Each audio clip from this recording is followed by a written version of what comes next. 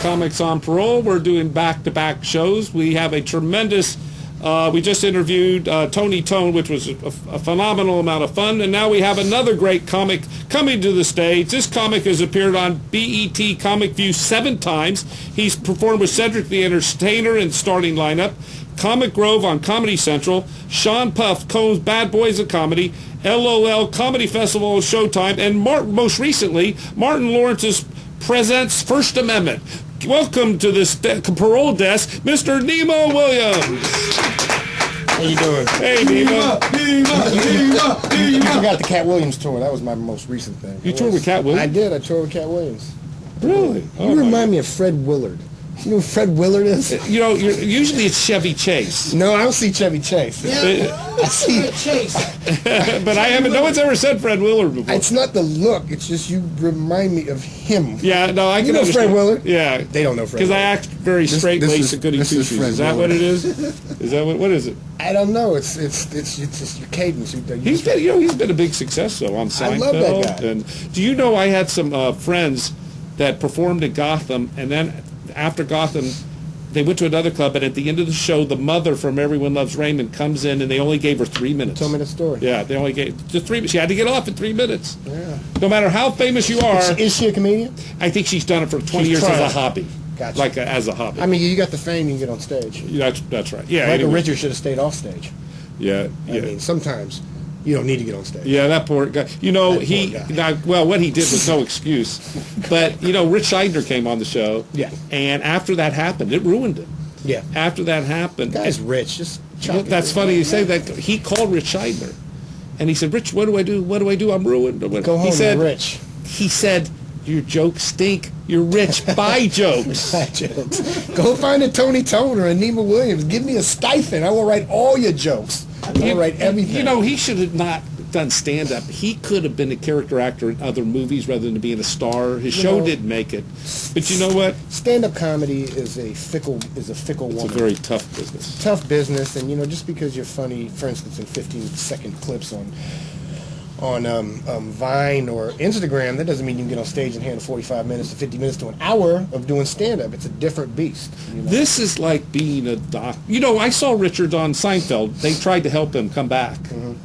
And I don't think anything, it was so bad, I don't think anything's going to, time isn't going to erase that, I don't think. No, you can't say egregiously disrespectful things to people when it's concerning race. No, Egregiously disrespectful. let me look on First YouTube. take. I got to look on Google. What does that mean, egregious? Egregiously. But you know, at first they thought he was kidding. Yeah. But he carried it on. He kept going. Yeah, and then he did another racial rant another time. It's like when I got pissed off in an audition and I mooned the entire Jamie Foxx camp. At first they thought I was kidding. Are you serious? You really did? Yeah, I did. I bet to everybody. Bentley Evans, Jamie Foxx, Chris Spencer, everyone. I regret that. I'm sorry about that. I was in a bad place at that time. So at first they thought you were kidding. When did they realize you weren't kidding? Oh, when I just kept walking out. And I explained the situation. I got pissed. I don't know if I should tell this story. It's so No, but tell again, the I'm story. sorry about this. This is It's your a long show. time ago. I'm just here. This is your and show. I was in a bad place, an angry person. So I had canceled a show, blah, blah, blah. It was an expensive show because I was on a final callback for a Jamie Foxx sketch show. Yeah. And Chris Spencer, was a friend of mine, was one of the people who was casting the show. Right. So I went up to Chris the day before and I said, yo, man, I got this show in Miami. It's $5,000. I really need this. Yeah. Do I even have a shot? Yeah. And he said, yeah, they like you, man. Don't worry about it. I canceled the show. I needed that money because in LA you don't make money. I was really needed that money. Like it was really tragic. So when I went into the audition, before I went into the audition, one of the guys from Mad TV, one of the white guys from Mad TV, I overheard him talking to somebody else, talking to a girl who is constantly on television, and he said he's already been given a contract for this because what they do is before your final audition they offer you some money. Right. If you accept that, you can't go up if you kill the audition. Right. You think they want you more. Right. So I already knew he had the part. So they were just going through their SAG requirements to audition people. So I lost the $5,000. So I walk in there ready to do my audition, and I'm thinking about the characters I'm going to do, but I keep thinking $5,000. So I do I'm sitting there doing my stuff, and I'm looking on. It was like that time from Entourage when his brother went in and got pissed off because they weren't paying attention when he auditioned. I'm looking at the audience. They're talking to the audition. They're talking to each other. People on their cell phones. They're not paying attention to me. So I said, okay. I said, for my last impression, I'm going to do Eminem. And I said, F all y'all. And then just moved. Pulled my pants up and you can reenact it here if you like. And walked out. And I gave him the full Monty. Really? Drooping balls and everything. So I guess you didn't get the $5,000. I did. Well, I was already lost. That was a comedy shot. Okay, but I didn't get the part. Oh, jeez. But they will always remember that. They will always remember you. So I was told later that I was blacklisted because of that. Well, was it true? Were you? I don't know. Listed as black. I was listed as black. my version of. I mean, I have a black woman's name. So Nema Williams, Mama, what was you thinking? So let's go back to you were born in Japan. I was born in Japan. And you got into theater at a young age. I did. And you did plays. You acted. I did a lot of plays. I actually did Grease. Yeah, I saw that. And I played, what was your part? I was the star. I was what's the star? What's his name? John Travolta. Yeah, John Travolta. What was his part? I forgot. No, it was Sandy. But anyway, I was like 10 years old, and for some reason I decided to do the whole play sort of in a John Travolta accent. So really? weird, Sandy. Oh my God, what are you doing? It's so weird. That's good. Can you do John Travolta? But I couldn't do John Travolta in Grease because I did. That's how he sounded. It's right. So weird. Summer loving, having a blast. So I'm going to leave and say, you sing the song. Can you do it? I don't remember the whole song. Yeah. I remember Born to Hand Job. Born to Hand Job, baby. So I did that, and I got bit by, that's when I started, I wanted to be an actor. I was like, this is it for me. And I did a few more plays. I did 3 plays. Then that it was sort of a youth program for inner city kids. Right. And that got shut down.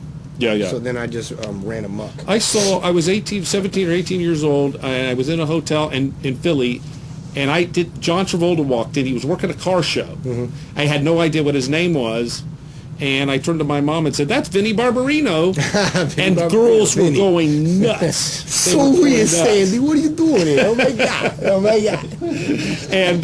And he shot off. He shot up after that. Yeah, I mean. And so anyway, so you stopped the acting because that's when you started comedy. At what age?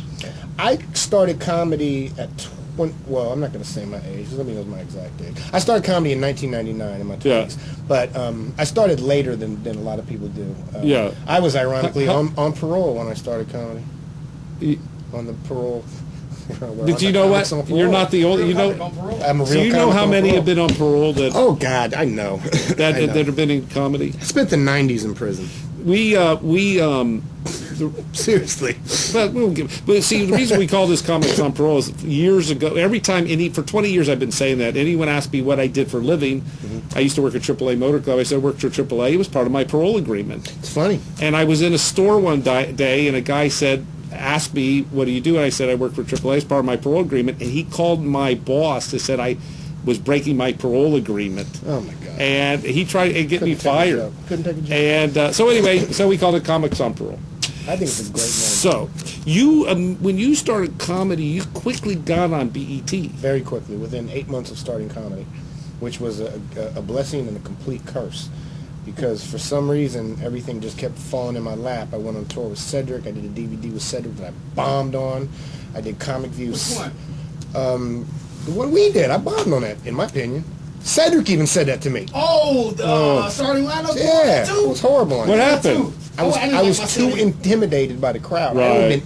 I had been less than a year in comedy, and I'd been on TV already. So it gave me a little that's bit very in Mississippi. intimidating. So I come out, and what were there, 7,000 people there? Yeah, it was like. And I just got nervous, man.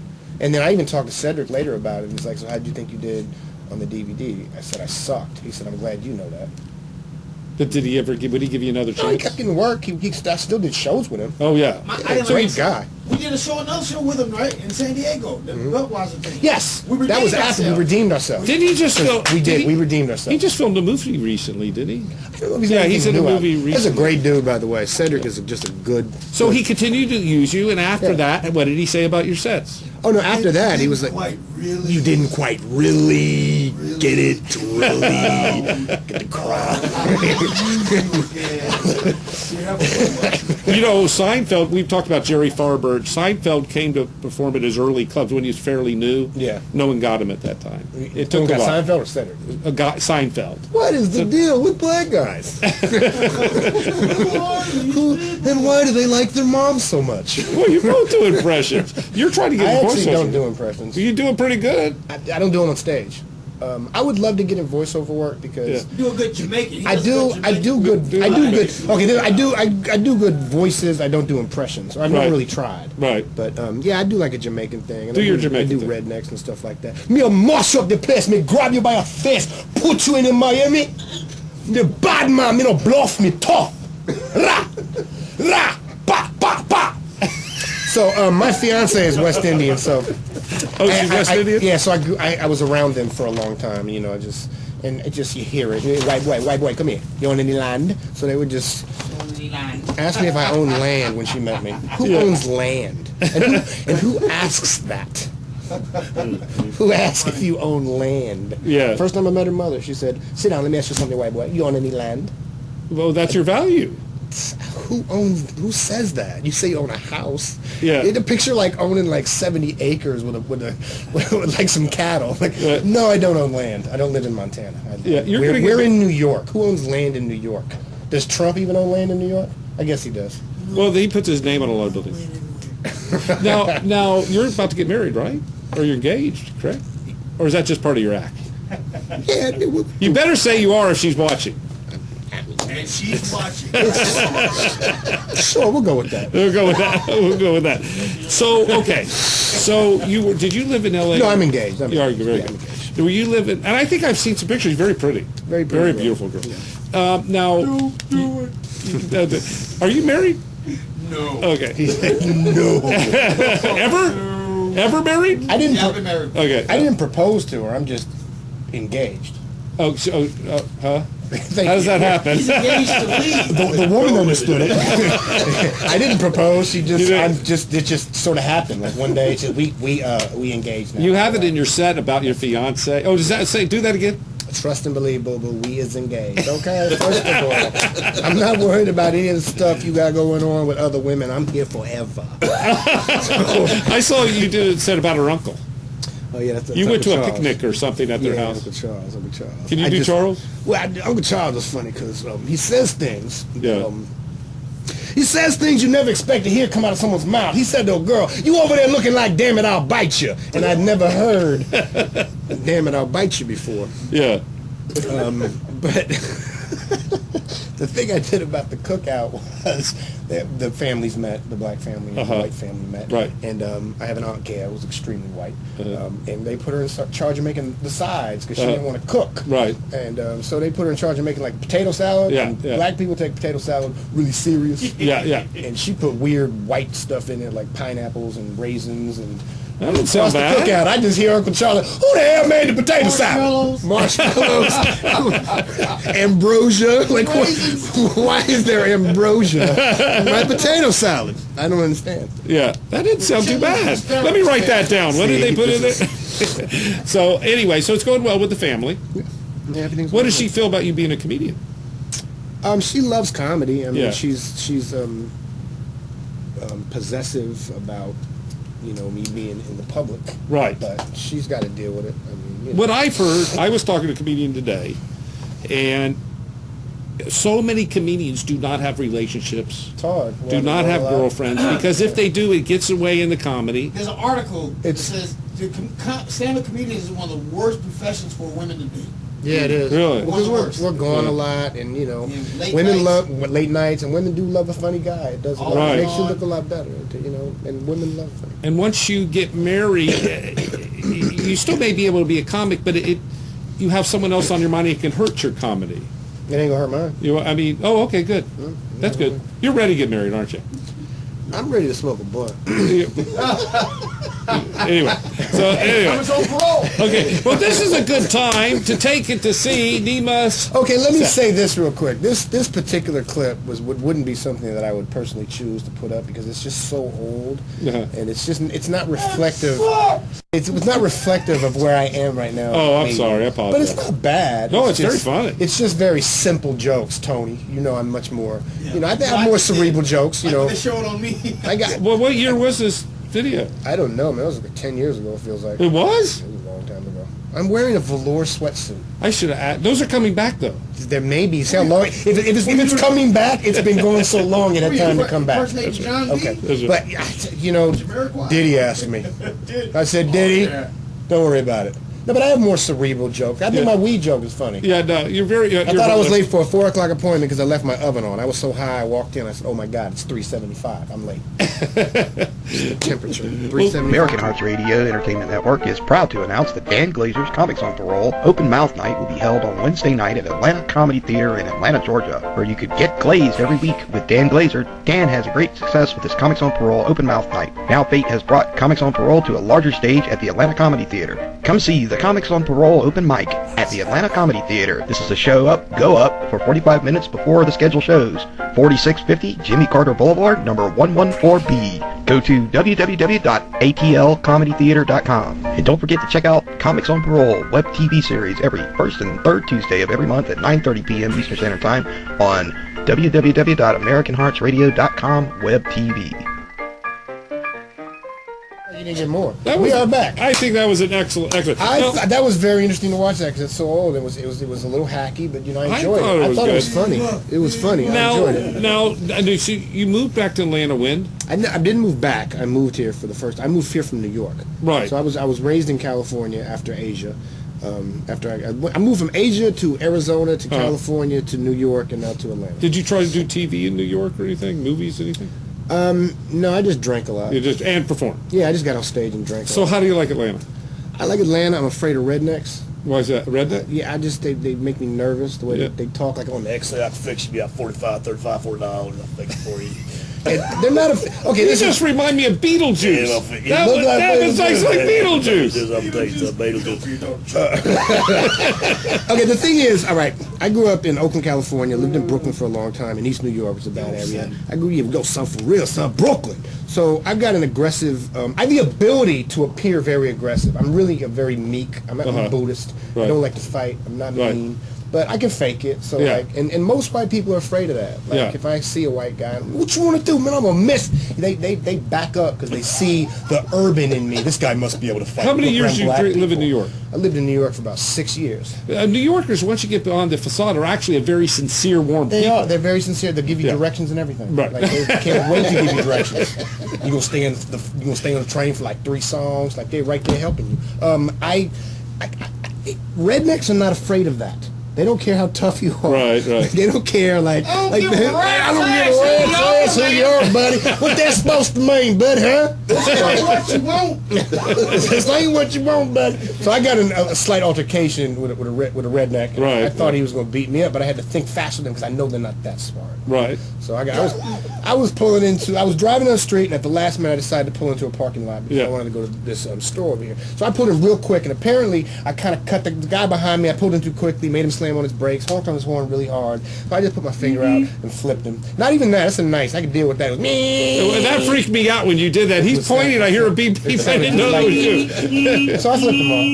Gave him the bird. Yeah. Pull into the parking lot, and in my rearview mirror, I see the truck right behind me. The redneck has followed me into the parking lot. Yeah. I'm like, what does he want from me? This is Right. crazy. You don't do this. Nobody in California, New York will follow you if you flip them off. It's just what you do in a car. It's not that serious. I park, he parks, he's ready to fight. Right. He got out the car. He said, you flipped me the bird, buddy.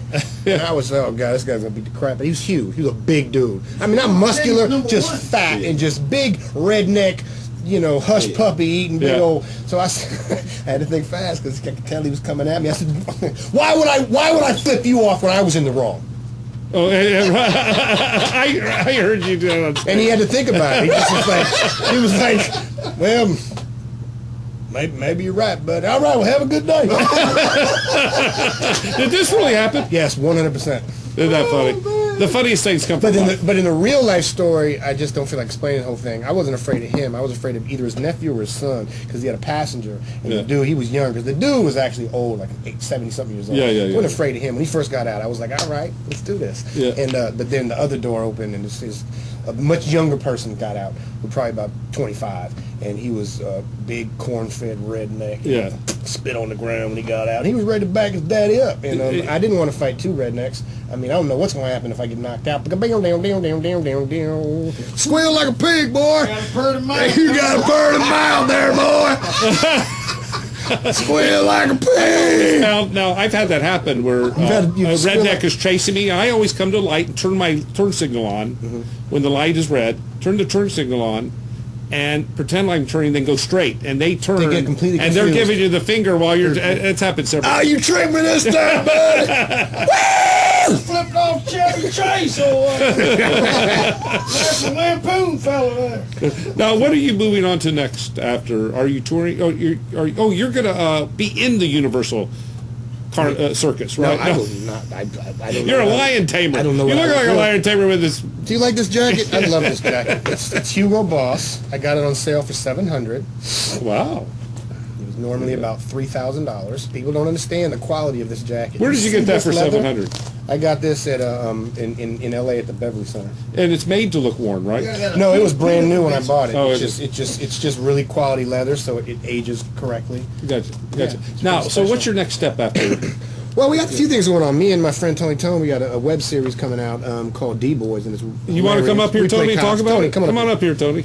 Pull this chair over. Toni, come on. He's got a more Italian name than I got. I'm Italian, and this guy's got Toni. Hey, how you doing? My name How you is. finna do? Hey, my middle name's Maurice. You don't get any more. Toni Maurice. How you doing? How you doing? Hey, there? buddy, how you doing? Hey, it's Come here. Smitty and Mitch. Come here. Yeah. Get out. Hey, don't get that shirt on me there. I'm not gonna joke you. Just say, forget about it. Not for nothing, you know. Not for nothing. So we do a web series where we play cops, Right. and he's the straight-laced cop, believe it or not. Really? Yeah, I'm the rookie, kind of like, I'm doing things by the book, and, Right. and he's so jaded. He's been in the business. He's like, And I'm whatever. shut crooked. up. I'm steal people's stuff. Yeah. Kind of like Training Day, a low budget Training And Day. it takes place in Atlanta. Takes place in Atlanta. Okay. And we're basically tracking the two crews, the D-Boys and, Yeah, the and, other crew. other Two rival drug cartels. Uh-huh. But it's complete comedy. It's like Right. it's like The Wire meets The Office. It's a spoof of that. Yeah, Oh, it's a that'd be spoof good, of, yeah. Complete comedy. Yeah. So it's shot cinema verite. So it's shot cinema verite. Yeah, I'm not sure what that means. I gotta look at you when I What say does that mean? Cinema verite. What does that mean? Guerrilla cinema, It's guerrilla really cinema. just guerrilla cinema. It's like In The and out of the Office. car. You jump out of the car, shoot it, and then... Yeah, it's shot like The Office. That's where- what Townsend... Did you see Peter the movie? Townsend used it. You see the movie? No, actually, Robert Townsend. He Yeah. had bet more. Had it better than we did. Yeah. The movie Showtime. Yeah. Yeah, with De Niro and Eddie Murphy. Yeah. It was no. Was it Showtime? Was it that? No. It was one with was it Bowfinger? I think it was Bowfinger. Bowfinger. Where they shot an entire They movie. straight That was Steve guerrilla Martin, wasn't he? shooting. Steve Steve Martin, Martin, Steve Martin, yes, and Eddie Murphy. Yeah. They were straight guerrilla shooting. So that's pretty basically much. what They just shoot and hop back in the car and go. Yeah. Oh, No wow. permit. And we just get the We gotta scene. tell them the story. You gotta tell them the story. yeah. Speaking of that, Yeah. We had it was a scene. We were on Peter Street. Yeah. And it was a scene where we had the guys we were looking for were parked, and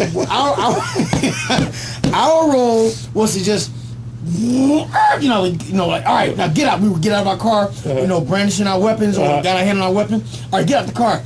We do it. We got out. We're the cops now. We get out. And it was a real cop behind real us. We police got out. came. We put our hands on like, Are you serious? And this is Real- what's so funny is everyone else on the set was black because Yeah. that's really all I know. He And so delegated for us. everybody was trying to talk to cops, and they weren't being very, very nice. And I just was was being like, nice. and I was the cops weren't. Oh yeah, the cops were there. You know, I said, let me handle this. Yeah. I said, how you guys doing? Listen, we're just shooting something right now. We'll be done really quickly. It's just a quick shot. It's for student film, and we'll be out of here really quickly. Yeah. And they were just like, oh, okay. But well, he was you the know, one with the house arrest bracelet. Really? The house arrest. but I was the only felon there for Yeah, he's Christ's only sake. That's hilarious. There's about 100 black guys there and one white guy, and the only he was the felon there felon. was the white guy. That's But then hilarious. the cops were just like so cool, you know. It was just like, Yeah, he was nice. He was Well, like, they're I filming miss so you. many movies around town. yeah, and he was just like, well, if anyone complains, you guys got to leave, but it's not a big deal. But yeah, we're shooting at Very Gorilla. Okay, and what's the name of it again? It's called D-Boys. D-Boys. Okay, and is there you have funding and you have someone ready to put this on Netflix or Redbook or I'm not what? at liberty to this say at is- this point. Yeah, this is strictly off the budget of a fellow comic, so he paid for it as he get gigs. Oh, really? He pays for it as he Well, that's goes. great. You Yeah, never yeah. know where am I Yeah, you never know. Everybody, the whole community, the whole entire comedy community, all the friends, like we show up for free. We do everything Yeah, for we do, free. yeah. We don't, we just there to help because we believe in the Yeah. project. We think it's fun. It's over. Yeah. Oh, the show's over. But listen, I want to ask a question. I got to ask this question. Okay, is it going to be a short or a feature? I think It's a gonna web be- series. It's It's a web series, It's yeah. a half an hour. Yeah, at least When's an it hour. finished? Who knows? Well, he's trying to get backing right now to get everything done. It's Yeah, Sean yeah. Larkins. He's a really funny dude. Yeah, very funny. And he's got a good product, and he's got some people interested. But nobody's really hooked yet. But Don't you have to go to conventions to show? Yeah, film festivals. Yeah, Yeah, you can yeah. do that. I would say we're still working on the raw footage, but the raw Yeah. footage is hilarious. That's it. Can you do a scene right now from? Do a love scene from. No, I'm just kidding. What are you trying to do to us here? Show's over. Anyway, well, thank you for tuning in to Comics on Parole. Thank you, Mr. Tony Tone. Thank you, Mr. Here, I can show you a Nema. clip. Yeah, so put the camera up. Put it up there. Show a clip. Well, I can't show it to the audience. Why? Oh, you're not allowed to. Oh my God! Oh, it's very, very. This looks very funny. Yeah, it's very, very street, very urban, Very funny. Menace to society, boys in the hood. We're gonna go straight to me and Tony's part. Yeah, but they can't see it. The audience can't see. That's the only problem. Sure, man. But the show's not on anymore. The show's still on, right? still on. It's still on. Thank you for tuning in to Comics Okay, on Parole. we're gonna show you me and Tony's part. Okay, and we'll tune in 2 weeks. We're gonna have. Here we go. Can you show it? Oh, you can show it. Put it up. There's the camera. Put it. How do I know? Keep going closer, closer.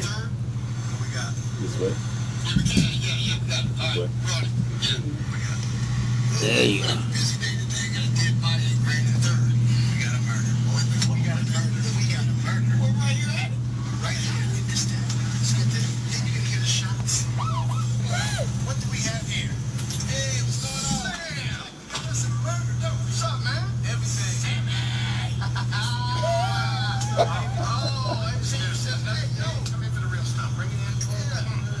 Bring it in. This is a burger scene.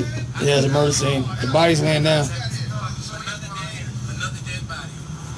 I would say you got 22 bullets, 6 shots. 6 shots. I hypothesized the shots came from this direction. Well, hold on, straight. They could have came from the projects, came around, and they ran, that way they run. And then pop, pop, pop, correct?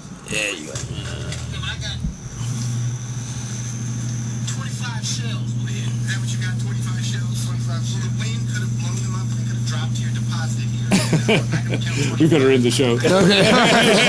Anyway, Sneak peek, a little snippet. thank you for tuning in to Comics on Parole. 2 weeks in the 19th, I think Donald Trump is going to be on the show. heard that. I'm going to be here. Can you do Donald Trump? I'm gonna tell you guys why I should be the president.